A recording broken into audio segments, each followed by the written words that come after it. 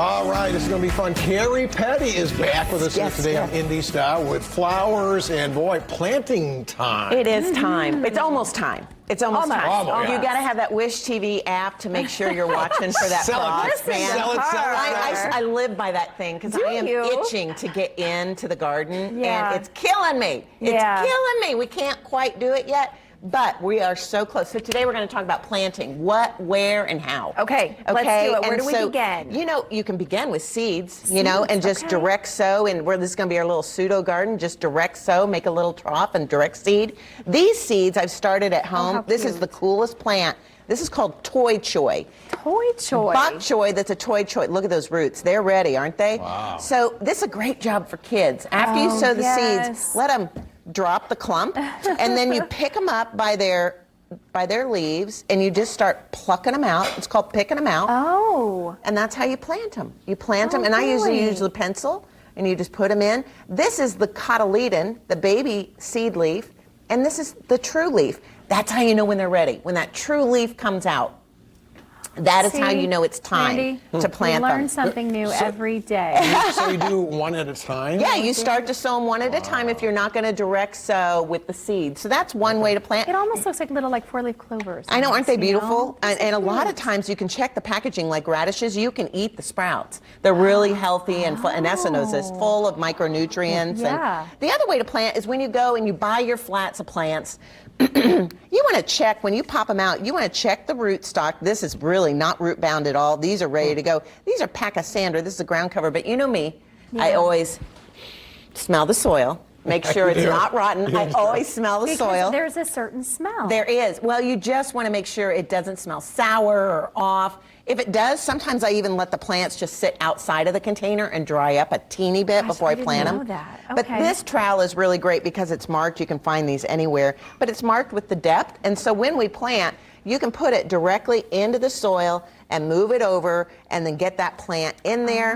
And you want to always make sure that the plant is at the same level as the soil when you're planting it in. Don't plant too deep, don't plant too tall.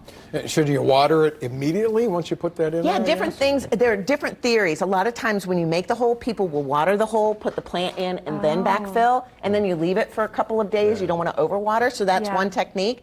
The other way to really think about planting is how to stretch your dollar. This is really important for gardeners.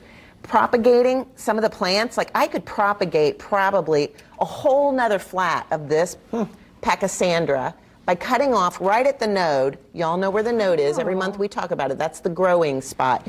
But then we've got a little dirt in this rooting hormone, but there is a little jar of rooting hormone you can get any garden center, and you dip it in the rooting hormone, and then you drip it right back into the soil. And you could just start a whole nother flat of plants. The other way to stretch your dollar is with these are pansies, which are great for this colder weather. Yes, but don't buy too many now and plant now because they don't like the heat, and it's going to get hot soon. Yes, Yeah. it will. So I buy my pansies in March and April, but I often will put them in the ground for next year. And so see how these are root bound? Oh, yeah. See that? Before you plant, you want to rough up the roots and get these little roots, get them fibrous, get them going, because they want to go out into the ground. I even take them and kind of pull them this way. But now, what I'm going to do now looks a little brutal. I didn't know that. I know that's, you want to get them loosened up, but what I'm going to do looks a little brutal. But you can take one pot, this is a serrated bread knife, and you can just divide them in half and make 2 plants out of one, and then stretch your dollar. That doesn't hurt the plant? It'll stun them a little bit, but it really won't. If they're a multiple brancher, if they're a single brancher like a begonia, don't do it, because a begonia grows out of a center place. But you'll be able to tell. But experiment. That's the thing with gardening. Try it. But the most important thing is that's you do it and you learn.